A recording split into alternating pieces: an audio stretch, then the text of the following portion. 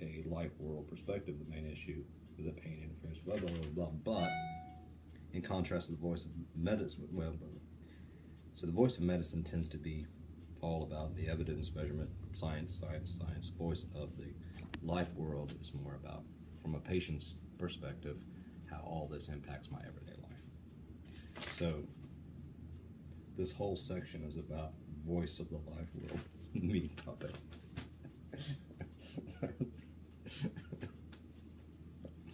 Well, I'm glad, she's okay.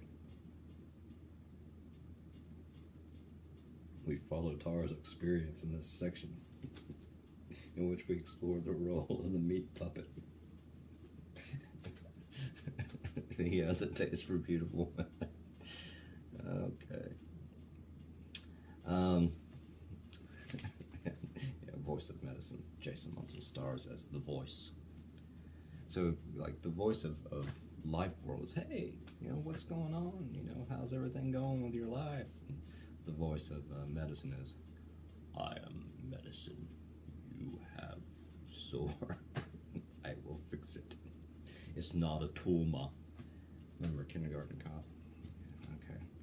So basically science stuff, very task-oriented versus the whole real world experience.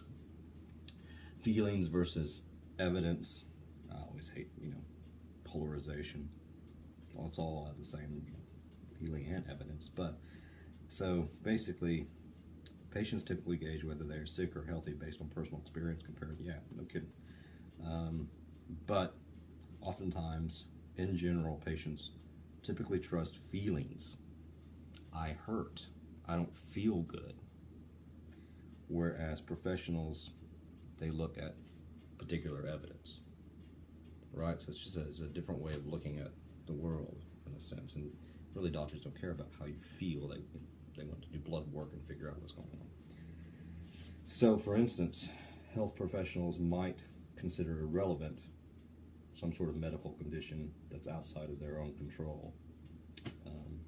So there is the contrast between the voice of the life world and the voice of medicine. So feeling versus evidence, specific versus diffuse. Health professionals tend to be very specific and precise, focused.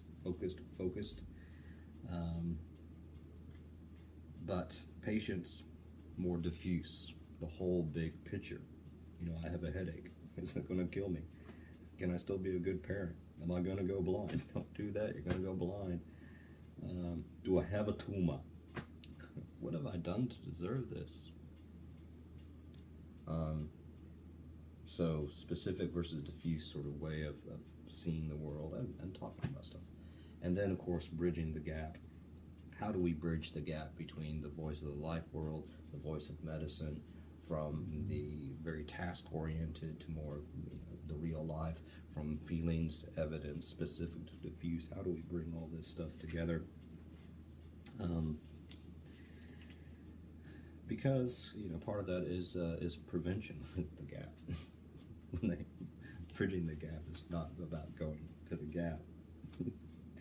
Oh, so there's this Russian thing, but both patients and caregivers need to consider how to bridge the gap and how to understand how different people see different things. How the doctor might be coming from this perspective, you are coming from this perspective, blah, blah, blah. What do you think? Okay. So, basic stuff. The voice of the life world. The voice of the life world. Patient characteristics is the next big section. The nature of illness, or License to Ill by the Beastie Boys.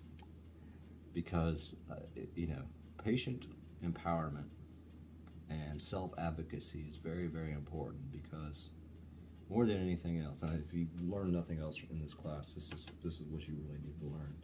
You have to fight for your right to party. So, in any case, the nature of illness. So all these things sort of, when patients are dealing with stuff, these are things that need to be considered.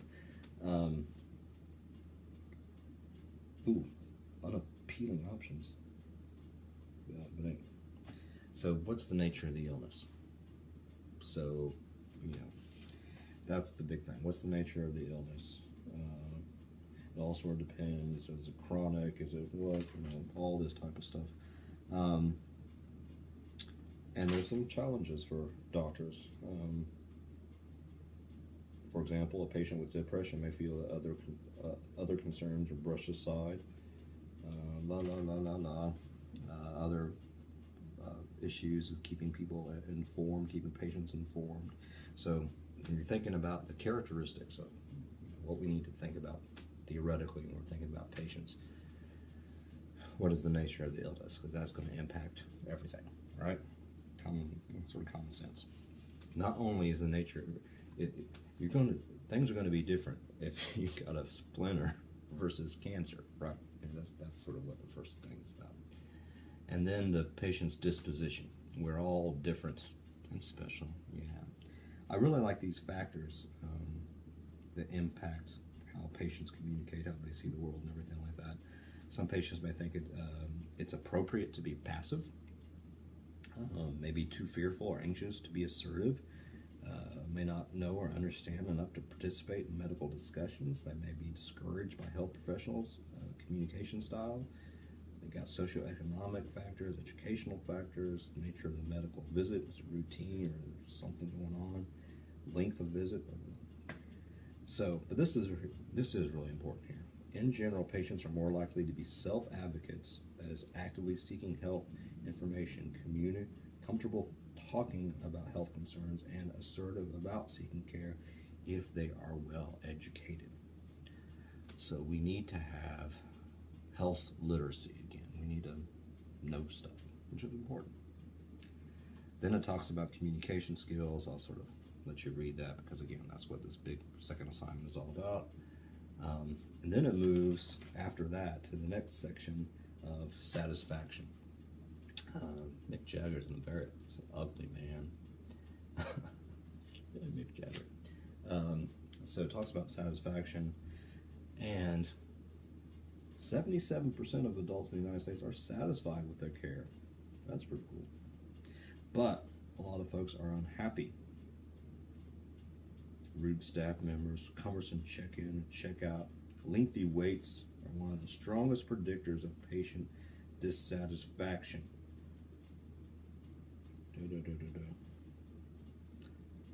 So, doctor waiting room. If you die while it's waiting to see the doctor, please cancel your appointment. And I'm going to enact this right now, just because I think it's funny. I'm going to make you wait for the rest of chapter 4. So you're in your own little waiting room, and I'll get to it later. I'm making a point here. See you. You have to wait. There's some highlights there in the little, magazine. There's the Bible stories, and you got over here is like some sort of fishing magazine. And okay, I think that's it. Yeah. All right.